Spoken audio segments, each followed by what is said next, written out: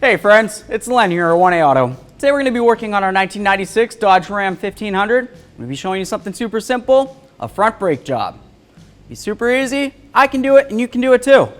As always, if you need these or any other parts, you can check us out at 1aauto.com. Thanks. Okay, so now we've got it up in the air. If you're going to be using an air gun, obviously you didn't have to probably break all the lug nuts free. I'm going to remove all 5 of these lug nuts. All right, do this out of here. Okay, so now that we've got the wheel off, one of the first things we need to do is push back this caliper piston. You can use a pry bar if you can get it to fit in there. My pry bar didn't really fit in very well, so I'm just going to go with this and slowly do this. Some people would choose to open up their bleeder screws before they push back their pistons. It's all your prerogative. What you would do is you would just turn this right here. As you can tell, this one really doesn't have much of a bleeder screw left, so we don't have much of an option. You know, you could try to get this out. Odds are you're probably going to break it, and you're going to be buying yourself a caliper. So keep that in mind.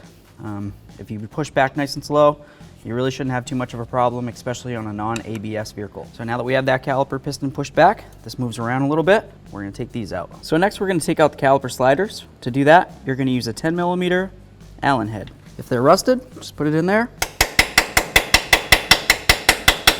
Give it a few taps. Hopefully we'll be able to get this out. Oh yeah, got it.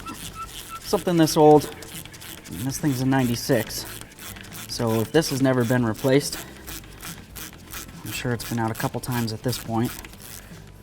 And you know, they just get worn, stripped sometimes. So I'm just gonna get it completely out of here. Show you what it looks like. Now, so there it is. This is the slider.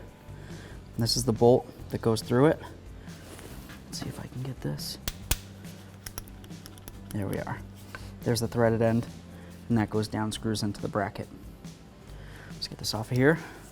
There we are. It's the second one. Set that aside. We're gonna get this caliper off of here now. Sometimes you might need a pry bar. We'll see. Just give it a little wiggle. All right, came off easy peasy. So here's your caliper. Obviously your pads are on there. We're gonna get the pads right off of here.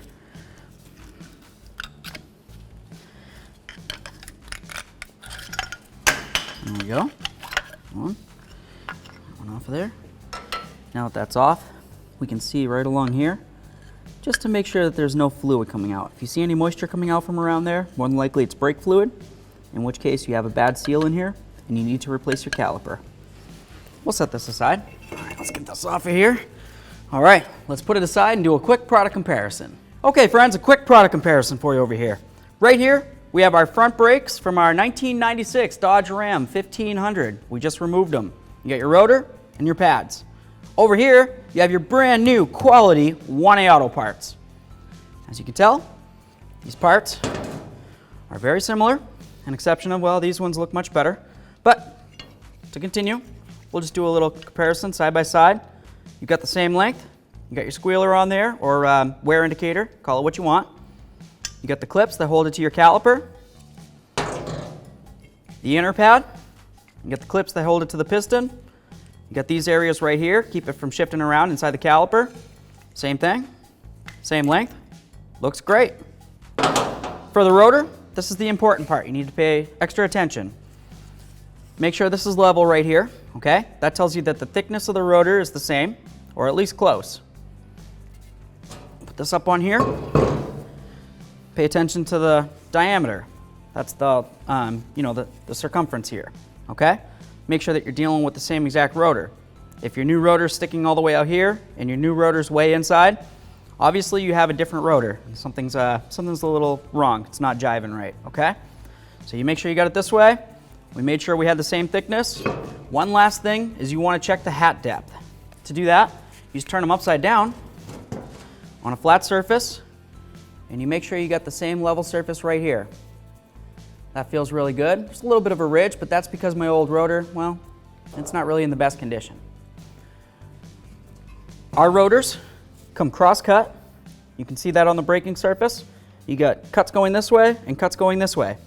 That's awesome. It's going to help with friction. It's going to increase friction for your braking, and it's also going to help with cooling. Got brand new cooling fins in here.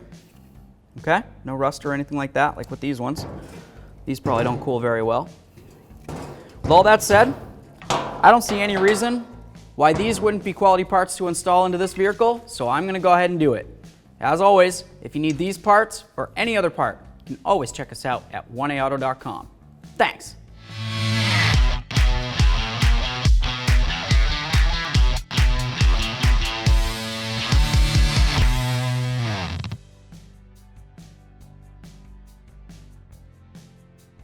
Okay friends, so it's time to clean up this wheel bearing hub here, okay? This is right where the rotor is going to sit, so you need to make sure you have it nice and clean. You have a couple options available to you from 1A Auto. We offer these nice brushes right here. You can go like that. If you got all day, it'll probably come out nice and clean. Or you can go with something like this. This is also available at 1aauto.com. It's really awesome. You get yourself a little sanding disc right here, and you put it up against this, pull that. It's going to be great. Make sure you're wearing safety glasses.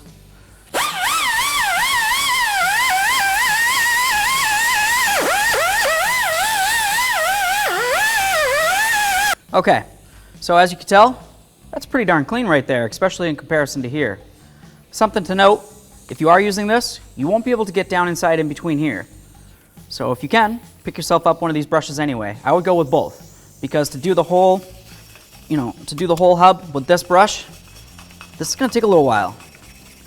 1A Auto made these extremely affordable, and as a team, they work great. So let's move along. There we are. That looks pretty decent, practically new. Matter of fact, it is. Let's continue. We're going to use a little bit of copper never sees. That's just right on the mating surface where the rotor is going to sit. We'll grab our rotor, get the rotor up on here, just like that. Awesome. I'm just going to do something to make it so the rotor can't move around. I just have a spare nut laying around. I'm going to take my lug nut, slide it right like that. That just keeps the rotor from flopping around and any potential rust from falling down in between here and the hub behind there. So we're just going to clean up our sliders so that way they'll be able to slide around nice and easy, and we'll be able to continue. Looks fairly new right there, especially in comparison to this one. We'll get the last one cleaned up, just the same as the first one. We can move along. So we've got our sliders cleaned up nice. Those look great. Oops, put that there for now. They move around very well. If you wanted to, you could try to put a little bit of grease here and then just try to work it back and forth a million times until hopefully it made its way down in there. It's completely up to you. But what we are going to do is put some caliper grease going along the outside of the slider where it goes into the boot. All right, so I'll grab the other slider that I just put on the floor and I'll put a little grease on these. So let's start with just going along in here. Same thing on this one.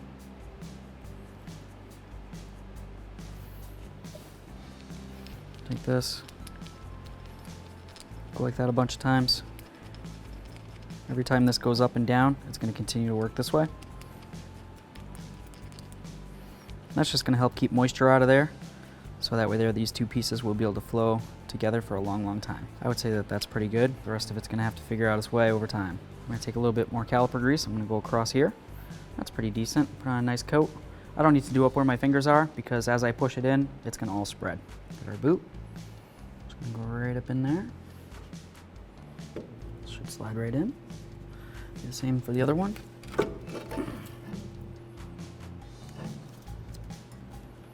There it is. Awesome. You have your caliper piston right here. We already checked to make sure there was no leaks. We remember that was good. When we apply caliper grease, it's always a good idea to try to put some in between the mating surfaces, between the caliper and the pad itself. Some people will take their pad and they'll just smuts the grease all over the whole thing. Seems like maybe it's a great idea, but ultimately I would say that it's not, only because all that grease is just going to collect dirt.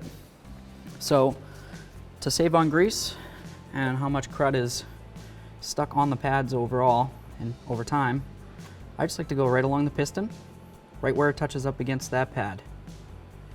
Okay? I'm going to go right on the ear, right up along right here. Okay? This touches up against the outer pad.